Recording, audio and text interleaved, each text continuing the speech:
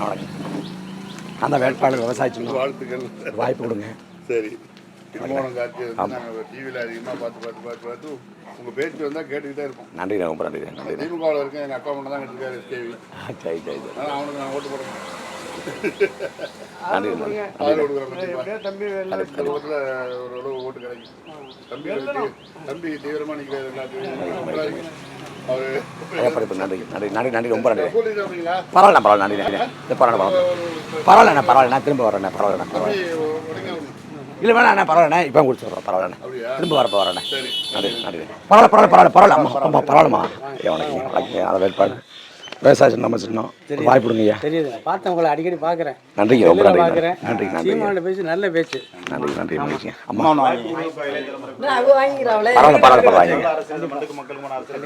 தமிழ்நாட்டில் அரசியல் பேர் 3 பேர் இருக்காங்க. அது வந்து சீமானு, அன்புமணி ஒன்று, நாம் தமிழர் விட்டுட்டுனா இந்த கட்சி விட்டுட்டுனா வேறு பேசுவார். இலங்கை தமிழர் இந்த நம்ம இனத்தை பற்றி பேசுவார். நன்றி. ஐயா வணக்கங்கய்யா. நாம் தமிழர் கட்சியும் வர்றோம். நான் தான் வேட்பாளர் விவசாய சின்னம். மகிழ்ச்சி. பரவாயில்ல, படிங்கம்மா. படிங்க. அது இல்லை, படிங்க. ஒரு ஸ்டிக்கர் கொடுங்க கையில், ஐயா வீட்டில் ஒட்டிக்கிட்டோம். வீடு எங்கே இருக்கு? மகிழ்ச்சி. நன்றி.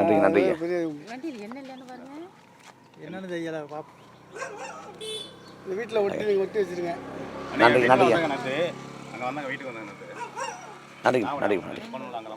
யார்? வணக்கம். நாம் தமிழர் கட்சி வர்றோம். நான் தான் வேட்பாளர்.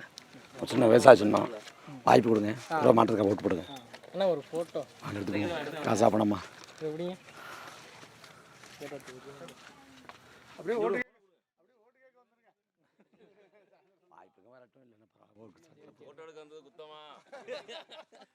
வாங்கண்ணே.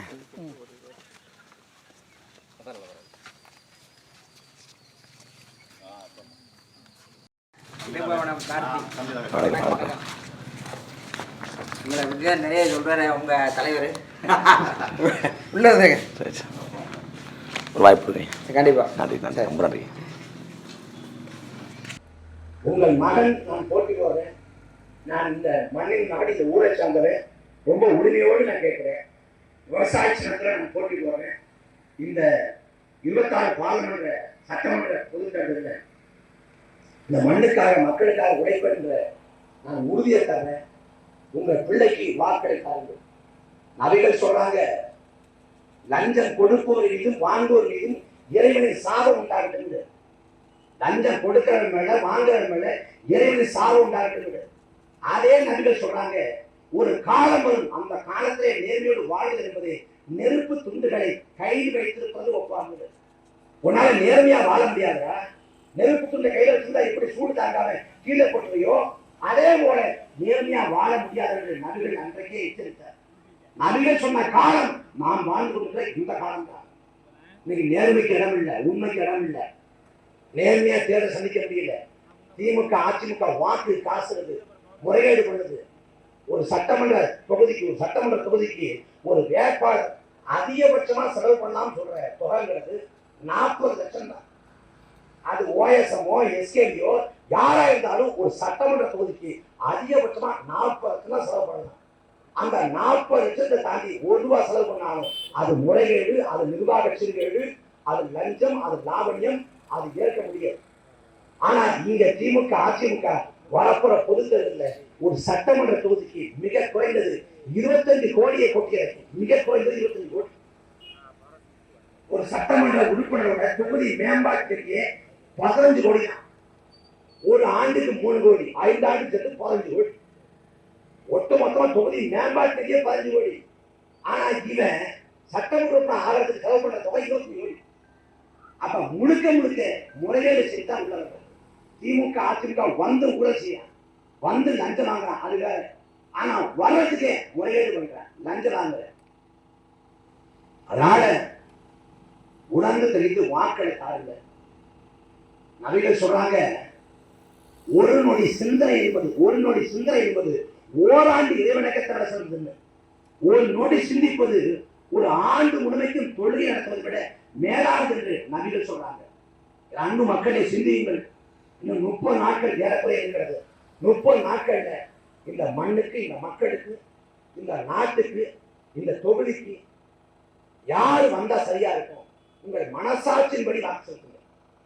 நீங்கள் கட்சி மயக்கத்தை விடுங்க, சின்ன மயக்கத்தை விடுங்க.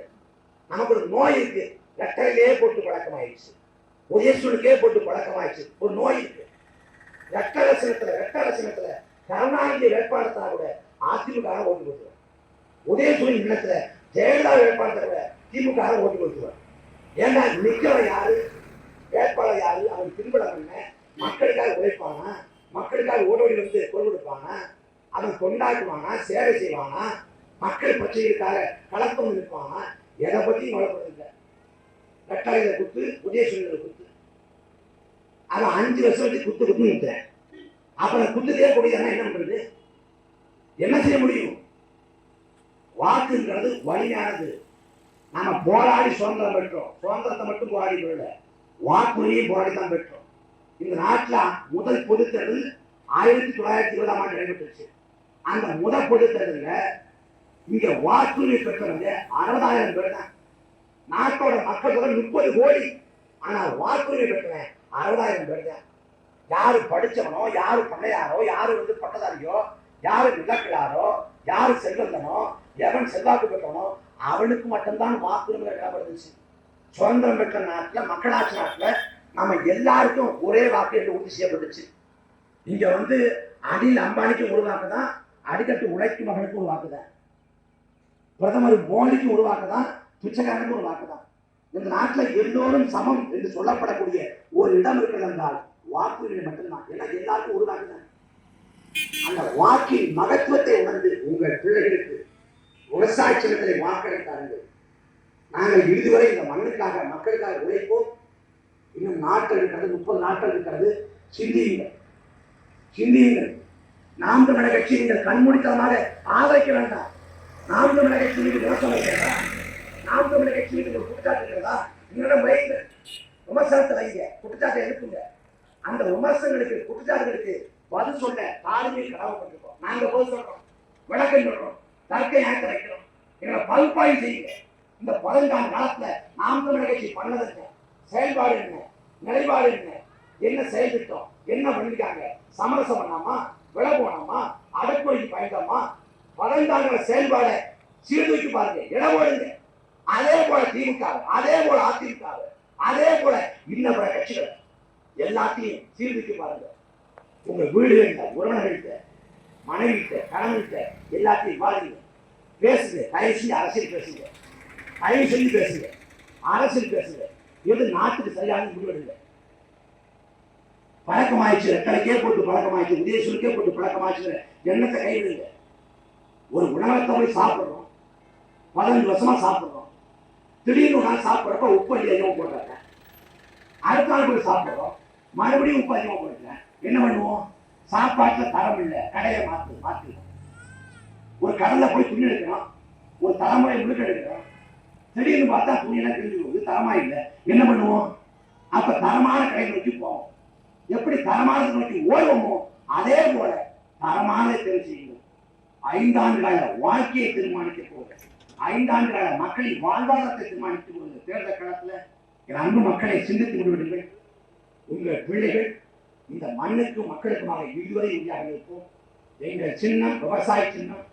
இந்த சின்னத்தை மனதில் ஏந்தி 30 நாட்களுக்குள்ளாக சிந்தித்து ஒரு நல்ல முடிவெடுங்கள்.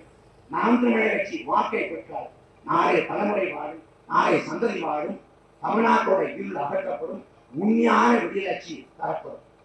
காமராசர் 9 ஆண்டு காலம் பொற்கால ஆட்சி கொடுத்தார். அந்த காமராசர் பற்றி கவியரசு கண்ணதாசன் காலத்தின் கடைசி கவனித்தார். காலம் ஒரு முறை கடைசியா கவனித்திருக்கிறார். காலம் ஒருவர் கடைசியா கவனித்து பயன்படுத்திக்கிறார். அதே போல வரலாற்றின் கடைசி வாய்ப்பு நாம் தமிழர் கட்சி. இந்த இனத்தோட உரிமைகளை மீட்பதற்கு, இந்த மக்களை தன்மானத்தோடு வாழ வைப்பதற்கு உங்கள் பிள்ளைகளுக்கு விவசாயத்தை வாக்களித்தார்கள். நாங்கள் இதுவரை உறுதியாக இந்த மண்ணுக்கு மக்களுக்காக உழைத்து சாவும். நன்றி, வணக்கம்.